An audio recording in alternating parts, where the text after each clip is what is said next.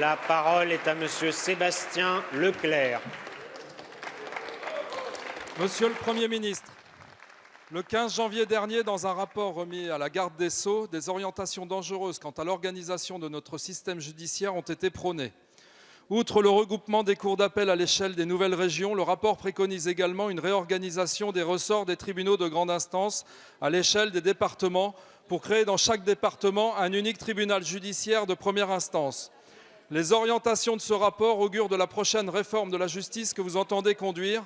Cela signifie que plus de la moitié des départements français vont perdre soit un TGI, soit le siège d'une cour d'appel. Après les fermetures des succursales de la Banque de France, des perceptions qui disparaissent par dizaines chaque année, après la fermeture de l'accès au public des sous-préfectures, entendez-vous poursuivre ainsi le démantèlement des services publics dans les territoires autres que les chefs-lieux de département ou de région? Un tribunal dans une ville moyenne comme Lisieux, c'est un accès facilité pour nos concitoyens qui vivent à une distance raisonnable. Ce sont des magistrats, des personnels du ministère de la Justice, plusieurs dizaines d'avocats qui font également travailler des collaborateurs. Bref, c'est toute une économie des métiers du droit dont l'implantation même serait menacée en cas de fermeture. Et de grâce, ne reprenez pas à votre compte le slogan malhonnête qui figure dans le rapport remis à la garde des Sceaux, où l'on tente de nous endormir en nous faisant croire qu'aucun site judiciaire ne fermera. Chacun comprend qu'un tribunal qui perdrait 80% de ses attributions, même s'il était maintenu sur des compétences de base, n'aurait pas le même impact en termes de services publics, ni même en termes d'activité économique. Monsieur le Premier ministre, vous venez déjà de demander d'énormes efforts à nos concitoyens qui vivent à la campagne et qui vont dépenser 500 € de plus cette année pour aller travailler en voiture ou pour chauffer leur maison. Ma question est donc très simple. Quelle suite entendez-vous donner à ce rapport? Envisagez-vous vraiment de demander aux Français de faire plusieurs centaines de kilomètres sur des routes limitées à 80 km/h en utilisant un carburant taxé à 90% pour simplement défendre leurs droits? Merci, monsieur le député.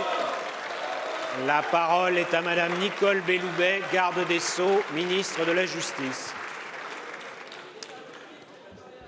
Monsieur le Président, Mesdames et Messieurs les députés, Monsieur le député Leclerc, votre question pose effectivement la... Oui, je sais très bien qu'il est là, je viens de l'entendre parler. Oui. Donc, sur cette excellente question, permettez-moi de vous apporter les réponses suivantes. Effectivement, le rapport remis par messieurs Raimbourg et Houillon fait état d'un certain nombre de propositions. Ces propositions résultent d'une consultation qui a permis d'entendre plus de 200 personnes, de recueillir de très nombreuses consultations écrites et à partir de là, des propositions ont été formulées. Ce sont des pistes de travail sur lesquelles je vais pouvoir désormais établir un certain nombre d'éléments que je vais désormais soumettre à concertation. Ces pistes de travail sont les suivantes. Elles sont parties du postulat que Monsieur le Premier ministre et moi-même avions fixé, à savoir aucune fermeture d'aucun site et d'aucun tribunal. Donc, Monsieur le député, aussi bien à Caen qu'à Lisieux et qu'à Vire, vous conserverez un tribunal. Je tiens ici à le préciser. Dans ces tribunaux, il y aura, d'une part, ce sont les pistes du rapport, il y aurait des tribunaux judiciaires, c'est en effet le nouveau nom qui est suggéré, des tribunaux judiciaires qui pourraient gérer le contentieux complexe, le contentieux qui exige de la collégialité et qui exige des juges spécialisés.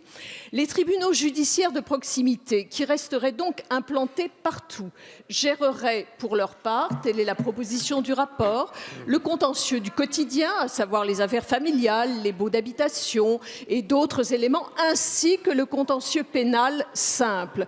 Vous conserveriez donc, si je suivais les propositions du rapport, dans chaque tribunal du contentieux pénal et du contentieux civil. La parole est maintenant à Madame Anne-Laure Cattelot.